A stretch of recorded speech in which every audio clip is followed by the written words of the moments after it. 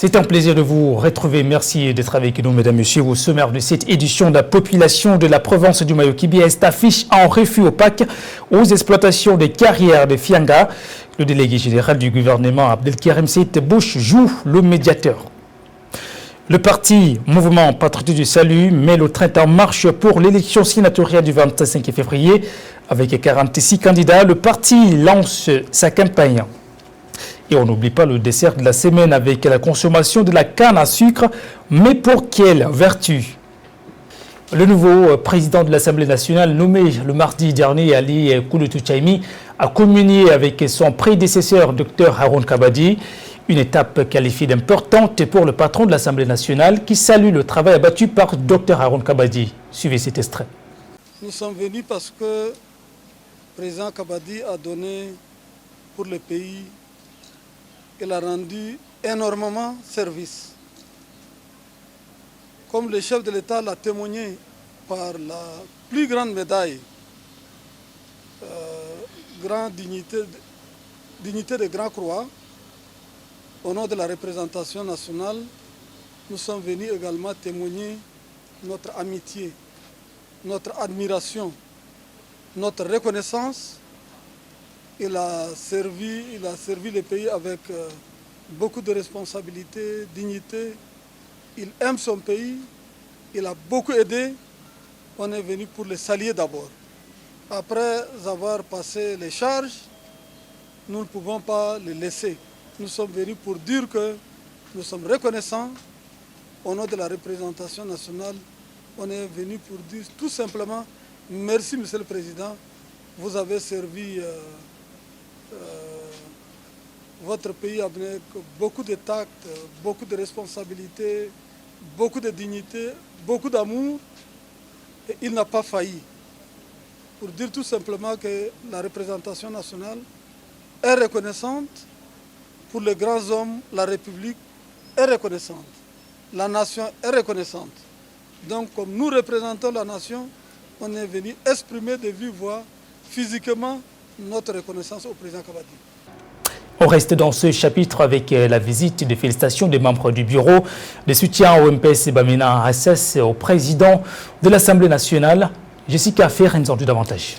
Les membres du bureau de soutien Bamina Assas ont honoré la tradition fraternelle tchadienne en félicitant ce fils du Bar El Ghazel, Ali Kouloutou Tchaimi et Amsaden Meïda Hangata, qui ont été désignés respectivement président de l'Assemblée nationale et vice-présidente du groupe parlementaire MPS par leur père. Selon Kounou Dime, conseiller du bureau de soutien Bamina Assas, cette nomination n'est pas le fruit du hasard, mais témoin de la confiance que les élus du peuple lui accordent en raison du travail acharné et de ses qualités exceptionnelles. La coordination des Baministes Assas est venue vous amener leur minime soutien pour dire que tout le travail que vous avez fait à travers les partis, à travers le soutien, à travers le soutien à la transition, on vous remercie beaucoup, mille fois.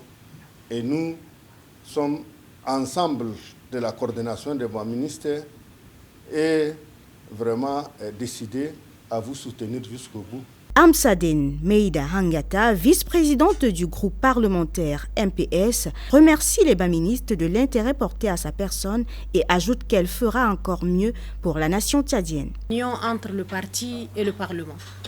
Et j'en suis fière aujourd'hui de voir toutes ces personnalités venir me soutenir et me dire qu'ils sont très fiers que moi je sois devant la scène.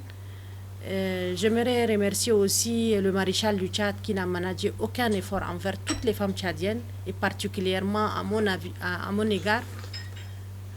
Et je dirais au peuple tchadien que je suis au service de la nation. Le président de l'Assemblée nationale, Ali Kouloutou Tchaimi, a exprimé son salut à l'égard de la visite des compagnons du feu maréchal Idriss Déby Itno, un héros de la démocratie. Il a affirmé la nécessité de soutenir l'actuel maréchal afin que les efforts déployés il y a 35 ans ne soient pas vains. Il annonçait également le parti Mouvement Patriotique du Salut, mais le train en marche pour l'élection sénatoriale du 25 février.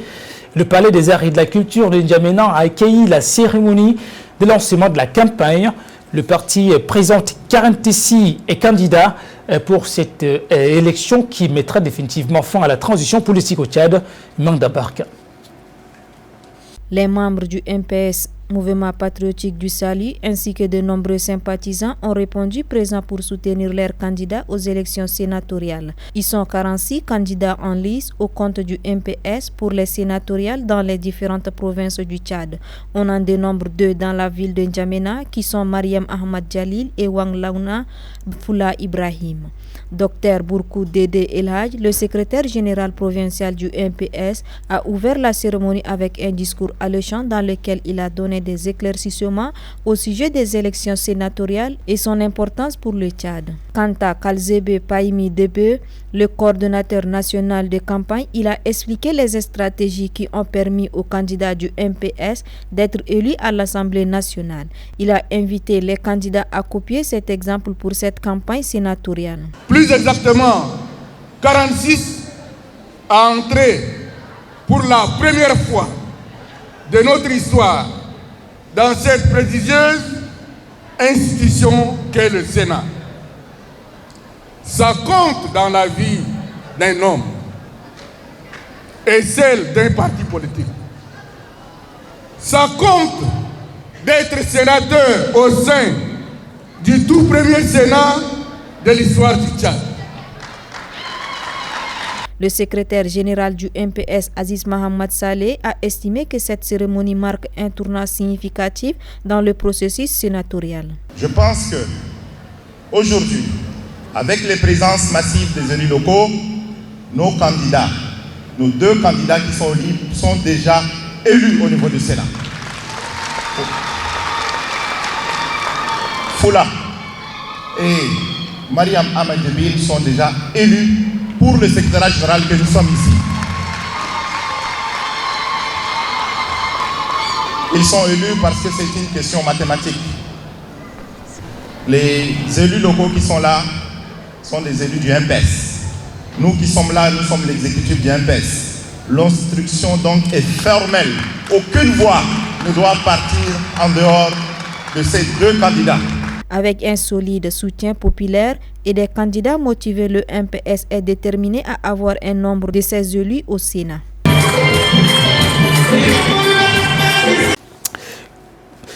Le délégué général du gouvernement près de la province du Mayo-Kibi, Abdelkiram Seyed Bosch, a joué le médiateur entre la population et les entreprises qui exploitent la carrière de Fianga. La population affiche en refus opaque aux opérations. Correspondance à Bangor, Gapile Blaise et Abakar Dime. La population de Fianga est en boule et refuse l'exploitation de leur carrière qui sert au bitumage des routes dans le Tchad profond. La cause est le non-respect des accords des entreprises qui exploitent cette zone. Afin de jouer la médiation, le délégué général du gouvernement près de la province du Mayo-Kibi Est, Abdelkirim Seyed Bosch, atterrit à Fianga. Le numéro 1 de la province a rappelé les textes qui réglementent la gestion des carrières avec les retombées de tous bords. Les carrières sont gérées par le ministère des Mines à travers nos textes en vigueur. Et quand il y a un marché attribué par l'État, et particulièrement le marché de construction de routes, on fait beaucoup plus appel aux carrières pour construire les routes, pour entretenir les routes. Et la carrière de Fianga, comme les autres carrières, sont aussi sollicitées. Ici, dans le sud, vous avez cette carrière de Fianga, un peu vers le Mont de l'Âme, également il y a une carrière. En N'Djamena, vers les Dandi, il y a des carrières qui servent toujours à être exploitées à travers les granulats pour les routes. L'objet principal, comme je l'ai dit tout de suite là, c'est de venir ici, écouter les uns et les autres, lever l'équivoque et trouver des solutions qui puissent satisfaire dans la mesure du possible les uns et les autres. Après présentation du contexte de la réclamation de la population, Zhang Yangshen, directeur des opérations du CGCOC, note les réalisations depuis 2004 et rassure que l'accord sera respecté par son entreprise. Le directeur du projet de Arab Contractor, Saré Mahmoud, dit remonter les informations près de sa hiérarchie. Néanmoins, il y a eu des réalisations faites par son entreprise. Les représentants de la population de Fianga disent voir le maçon au pied du mur et non des mascarades devant les autorités administratives. On a compris ce que vous avez fait, ce que vous nous avez dit. En tout cas, nous avons un peu changé les choses. Nous disons que nous voulons 4 forages. On veut une école avec clôture.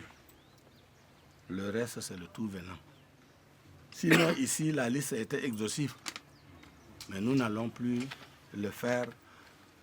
On vous doit un peu du respect aussi. Toute la journée, vous êtes restés collés comme ça pour nous. Vraiment, ça nous a beaucoup travaillé. Lors de cette assise du délégué général du gouvernement près de la province du Mayo-Kébi-Est avec les parties prenantes, il est convenu que les différentes entreprises doivent réaliser la demande de la population de Fianga pour permettre l'avancée des différents travaux. Le Centre culturel pour la recherche et les études africaines et arabes du Tchad a organisé une 11e table ronde sur la modernisation du système sanitaire dans le cadre des projets de société du maréchal Mamadi Déby Itno. L'événement s'est déroulé à la bibliothèque bilingue de la Renaissance de N'Djamena visant à informer la population sur ces enjeux. À Taïwa Félix Songangue.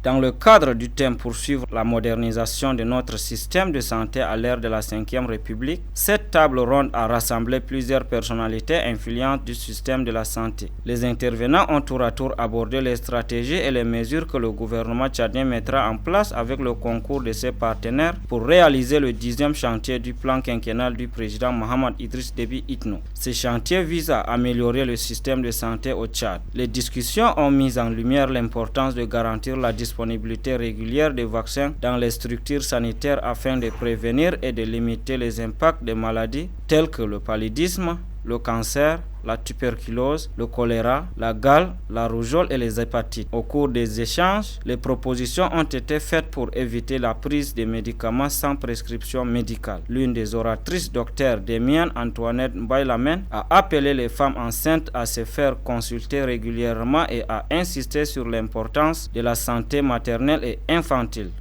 Dès que l'enfant est né, il faut l'amener dans un centre de santé, on va lui donner le vaccin. BCG, c'est ce vaccin qui protège contre la tuberculose. Jusque les vaccins, quand on prend, certains vaccins, c'est vrai que ça évite les maladies, en fait ça nous permet d'éviter contre les maladies évitables par la vaccination. Mais quand cette maladie nous touche, on ne fait pas la forme grave. Je prends juste même pour Covid. Les gens qui ont pris le vaccin Covid, certains ont fait la Covid, mais ils ne font pas la forme grave parce qu'il y a déjà une immunité qui est installée. Les responsables du Centre culturel pour la recherche et les études africaines et arabes du Tchad ont demandé au gouvernement un soutien afin d'agrandir la bibliothèque bilingue de la Renaissance du mouvement du salut. L'association Génération pour la sensibilisation et le développement a lancé officiellement ce samedi les activités de son projet intitulé « Appui à la promotion de la paix et de la cohésion sociale », les précisions de Prisca Ndonsouf. Il s'agit de la 2e édition du projet ADJAS qui a pour objectif promouvoir la paix et la cohésion sociale en milieu jeune. Les activités de cette association comprennent la caravane de paix, la formation des ambassadeurs de paix ainsi que l'organisation du tournoi de football inter-établissement. Pour la chargée de communication de l'association Edoum Moum Nadiren, l'ADJAS s'inscrit dans le cadre des réponses aux défis actuels en matière de paix au Tchad. Ce projet très ambitieux est une réponse aux défis actuels en matière de paix et de la cohésion sociale au Tchad. L'association Jeune Action pour la sensibilisation et le développement est convaincue que la jeunesse est un acteur clé de la construction d'un avenir pacifique et prospère pour notre pays. Il offre une opportunité réelle de mobiliser les jeunes pour construire des sociétés plus pacifiques et inclusives, en leur fournissant des outils nécessaires pour agir en tant qu'agent de changement.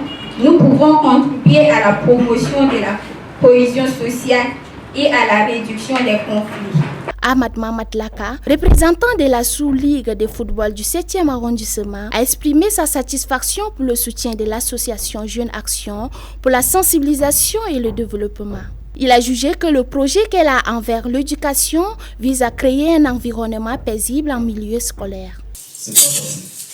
Et c'est un thème très important parce que ça peut amener nos jeunes, les écoliers et les étudiants doivent être toujours ensemble, autour de ballon, autour de causerie débat.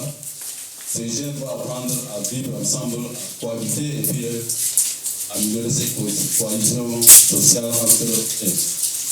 Donc ce thème est très important, monsieur le coordinateur. Essayez d'instatuer notre action un peu partout dans les établissements, pourquoi pas dans la ville de N'Djamena, pourquoi pas dans les provinces, afin que les jeunes doivent comprendre que la paix n'a pas de prix. L'ADJAS prévoit un tournoi de football pour le brassage entre 15 établissements scolaires de la place, répartis en poules de 15 équipes. Le tournoi se déroulera du 5 avril au 3 mai. Le match d'ouverture opposera le lycée Les Élites au lycée Royal. Les 3 meilleurs élèves de l'établissement du lycée arabe Ibn Malik ont reçu leur lot d'encouragement pour le compte du premier semestre de l'année scolaire 2024-2025. C'était lors d'une cérémonie organisée au sein de l'établissement dans le 8e arrondissement de N'Djamena. Fantasou et Point. C'est une tradition. Chaque année, les meilleurs élèves du lycée arabe Ibn Malik obtiennent des cadeaux en guise d'encouragement. En plein milieu de l'année scolaire 2024-2025, alors que le premier semestre vient de s'achever, le staff, piloté par Assa Baidaïm Adam Diaram, montre son attachement aux efforts explosifs des élèves. Sur plus de 1700 élèves que compte cet établissement d'enseignement, 1116 ont pu franchir la première étape le premier semestre de l'année avec une moyenne supérieure ou égale à 10.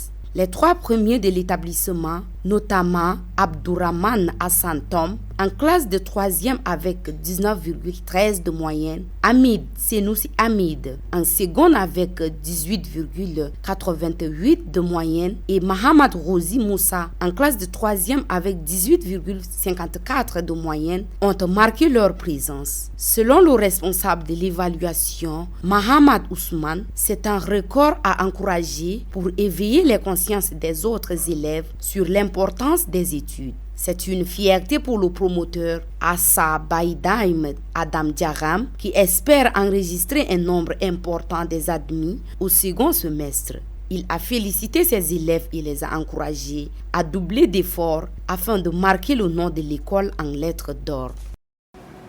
Comme annoncé le dessert de la semaine, on n'oublie pas donc la chronique nutrition, la consommation de la canne à sucre, mais pour quelle vertu?